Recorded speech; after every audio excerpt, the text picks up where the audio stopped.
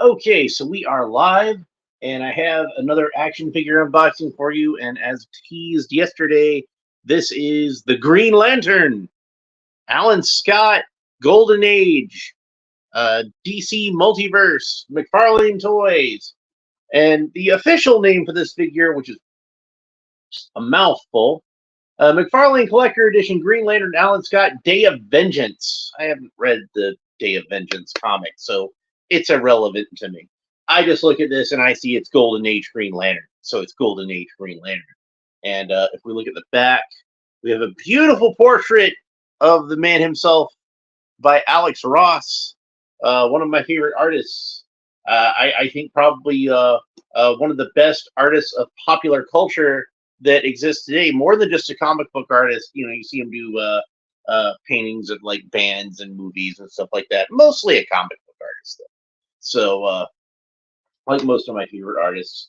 So yeah, it's pretty typical DC multiverse packaging, but with some of the more bells and whistles, like the Superman that I opened yesterday, the Golden Age Superman, and where Superman is 01, the Green Lantern is 02. And I do like to refer to Alan Scott as the Green Lantern rather than simply Green Lantern because he's a more mystical character. And to me, that sounds a little more mystical. You know what I mean?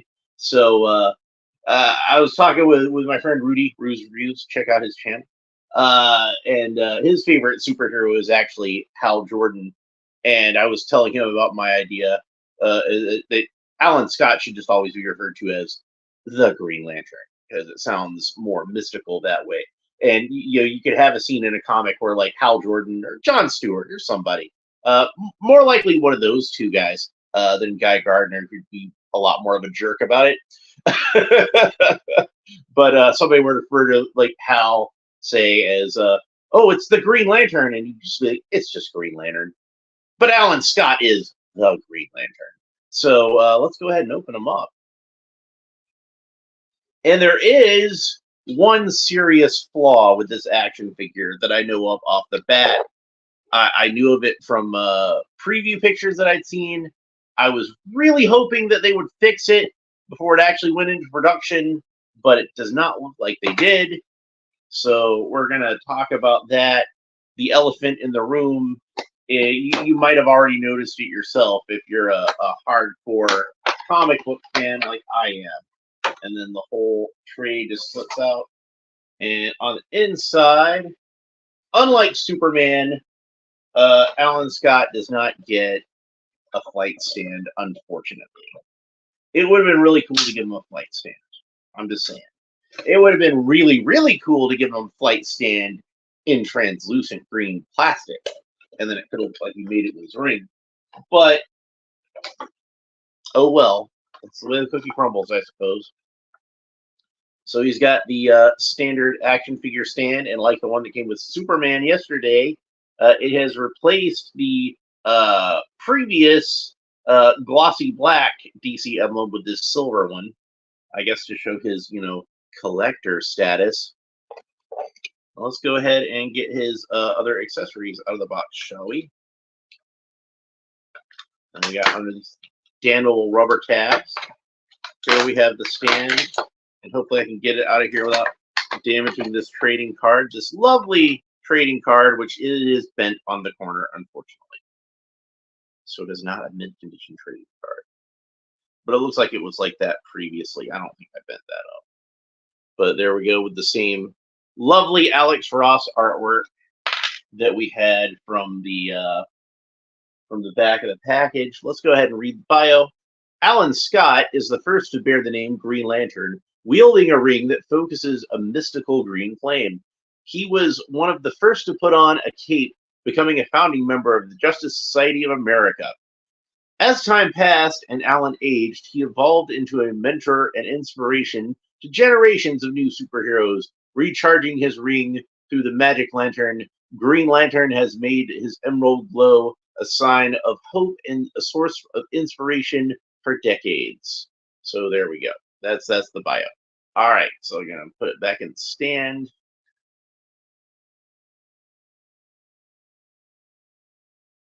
You know, it's too bad that like Jay Garrick didn't get a nice stand like this for his trading card. Alan's probably gonna rub his nose in that. Well, Jay, look at that cool stand they gave me for my trading card. Yeah, they must really care about me and appreciate me and think that I'm a good superhero. Shut up, Alan.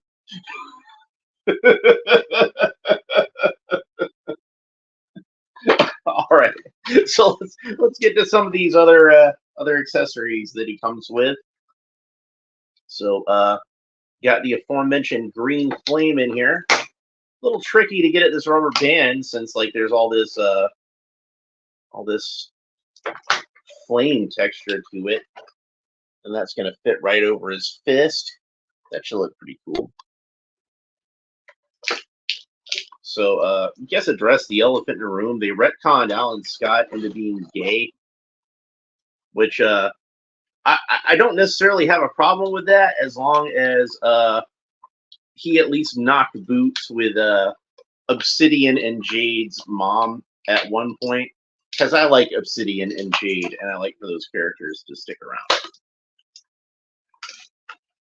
So, and there is the Green Lantern's Green Lantern, and we can see it is molded in the same translucent plastic as the flame, which the lantern isn't supposed to be translucent necessarily, but I guess it's supposed to be like making it look like it's glowing with power. So that's cool. We'll set that aside for now, and then we'll get Alan Scott out of his box. And another reason that doesn't really bother me so much is they've done so many like retcons and reboots and everything at this point. You know, he could be straight in one reality and gay in another reality. So if it bothers you that much, you know, this is just some alternate version. So just don't let it bother you that much. I don't like it's comics, baby. They change stuff around all the time. So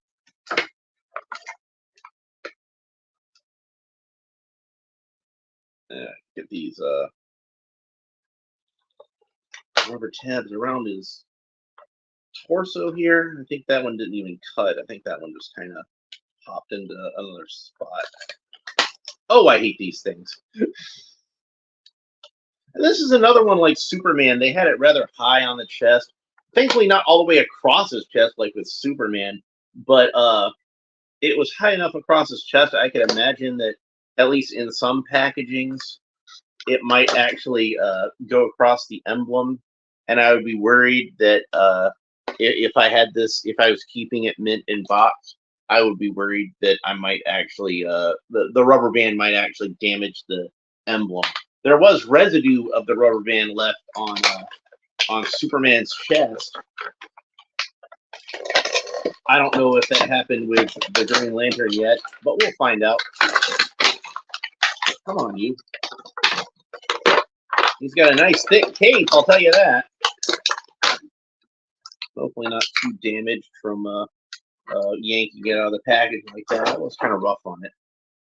Probably would have been better to cut it. Now, for those of you who are not fans of this character from the comic book, I would imagine you probably have no idea that anything is wrong with this figure when I hold it up like this. You're probably thinking to yourself, wow, it's different from the Hal Jordan character that I saw in the movies or the Jon Stewart character that I saw in the animated Justice League. It certainly is a colorful costume, but he looks like he's a Green Lantern. I don't see anything wrong with it. But for those of you who, like me, are overly familiar with the comic books, you've noticed one huge, massive flaw with this figure. And if you're like me, right now you're probably hearing that Quincy Jones Ironside theme playing in your head like Beatrix Kiddo. And that is, his ring is on the wrong hand. Alan Scott is a lefty. It should be on his left hand, which is an open hand. So yeah, I don't know how Mcfarlane managed to screw that one up. Alan Scott is a lefty. This ring should be on the left hand. Massive, huge mistake.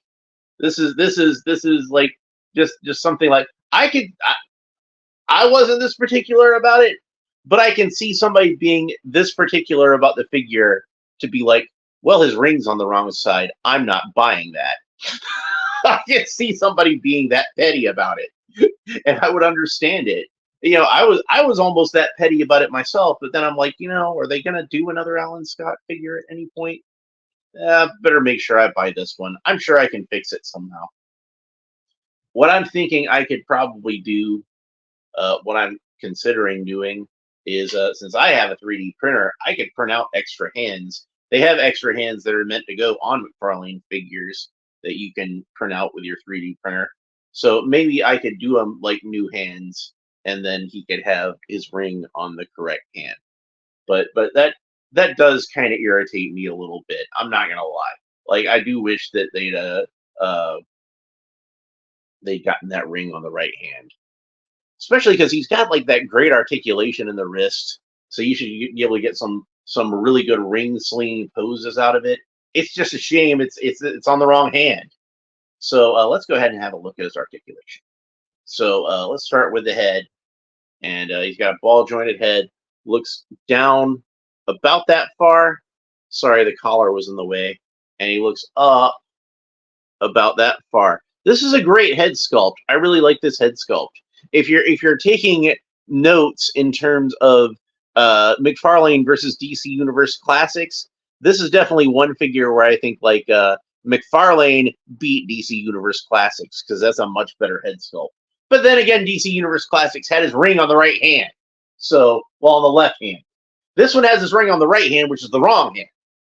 It's confusing. You ever think about that? How like you have a right hand and a left hand, and most people use their right hand, and that's why that's called the right hand. So this is the right hand because it's the correct one to use. And they were like, because people are always looking at ways to like otherize other people. So most of us use the right hand, but Gary, he uses the one that's left. Yeah. So yeah, and his collar is kind of bent up on mine. I don't know if that's actually sculpted to be that way or if it's just mine is bent up. I don't remember from the pictures, so we'll have to check that later on. But he's got good articulation on the head. Uh, this wrist seems to be a little fused. I don't really trust turning it too much. The where the wrist attaches to the forearm, I mean. So I'll hit that with a hairdryer later because I really don't trust that. I don't even want to try to coax it. It feels like it's that stiff. All right, so his arm rotates all the way around, although it is slightly encumbered by the cape, but that's understandable. He does have the butterfly joints. They move back and forth like that, up and down like that. He's got a bicep swivel. So he's got double jointed elbows that bend up about that far. He's got the cool McFarlane ball jointed wrists, but these are like less sort of ball shaped, and they tried to make them more sort of wrist shaped, if that makes any sense. They're getting better with the engineering of hiding that particular wrist joint, which is a good thing. So, and these elbows are still a little stiff. Well, this one in particular, the left elbow, the one that his ring should be on that arm. I'm not going to shut up about it. So then he's got, the great McFarlane torso articulation there. That's some good stuff. Legs move up about that far, a little encumbered by the rubber trunk piece that McFarlane toys have. So, but that's to be expected. It's still a good range of motion, I think.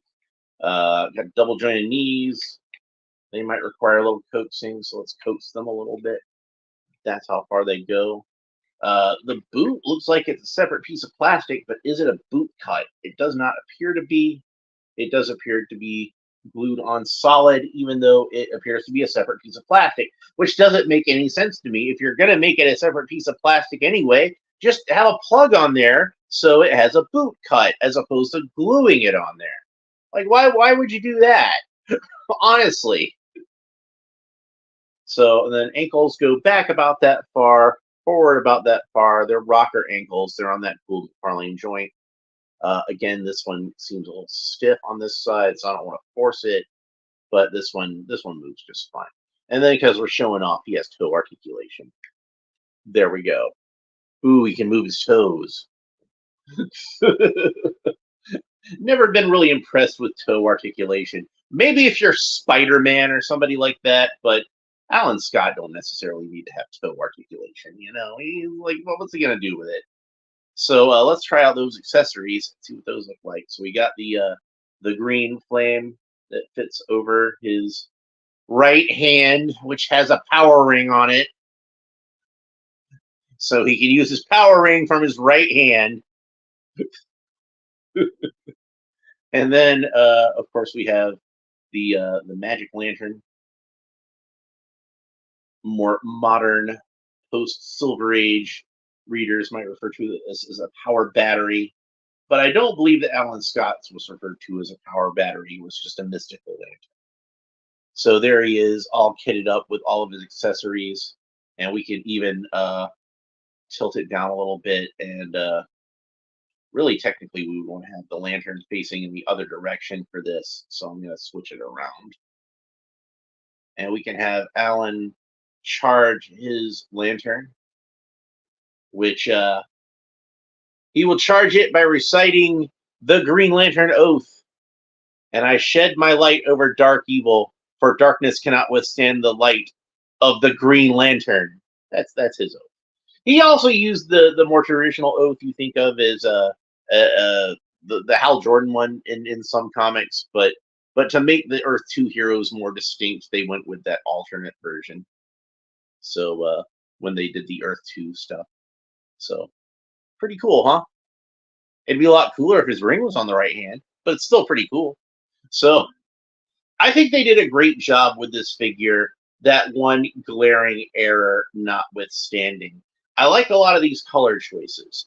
I like that the purple is kind of a darker purple. I like that this red is kind of a deeper crimson than the bright red that we saw in Superman's cape. On the camera, they almost look the same, but if you're seeing them in person, they're definitely different. Good shade of green on the pants. Good shade of green on the interior of the cloak. My good friend Trevor Hawkins is the biggest fan of Alan Scott that I know of. It's his absolute favorite superhero. And he's a painter himself. And he's a guy who's very knowledgeable about color. And he will tell you that color is vermilion. I think it's vermilion. He can correct me in the comments if he sees this video. But to me, vermilion always sounds more like it should be red, you know? Like the sound of it sounds red. It doesn't sound green. But I think he said it was called vermilion. So I didn't want to argue with him because, like I said, he's an expert at that kind of thing. Knows way more about it than I do.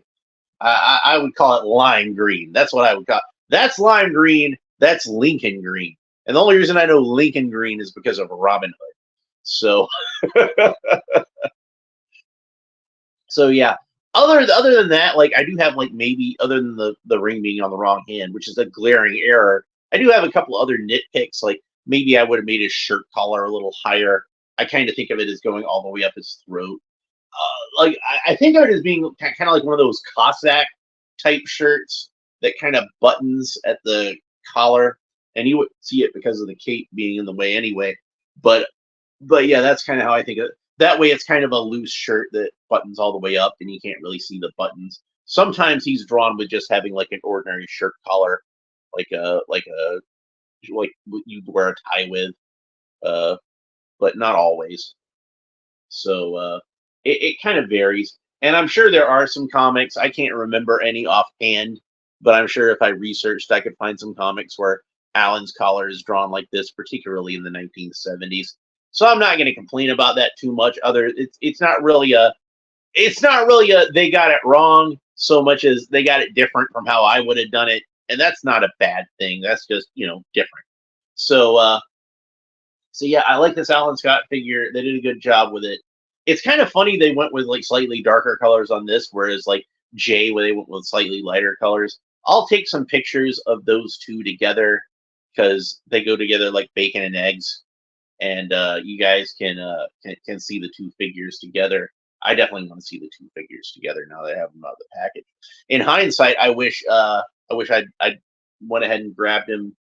Right now he's in my storage room, so I'm trying to move some stuff around. But in hindsight, I wish I had grabbed him so that we could display him together. So, Trevor, if you happen to see this, I would recommend you pick up this figure, even though I know you're going to be irritated that his ring's on the wrong hand. Probably more than I was. But that's it for this episode. If you enjoyed it, please make sure you like and subscribe and all the other fun YouTube stuff down below. I'm about to take a little bit of a break, and then we're going to watch another episode of Batman the Animated Series. Actually, we're going to watch 2 episodes of Batman the Animated Series. This is a 2-parter, Heart of Steel. So if you're interested in seeing my videos as they go live, make sure you like and subscribe and all the other fun YouTube stuff down below. Hit the little bell if you want to be warned anytime I go live, and make sure that you don't miss anything. So honestly, I don't really shoot these videos to be live streams per se, so much as I just kind of do it because it's more convenient for me that way. But I never mind interacting with the chat when people pop up in the chat. I do like interacting with people in the chat, in fact. So that's pretty much it. We will talk to you next time. Bye.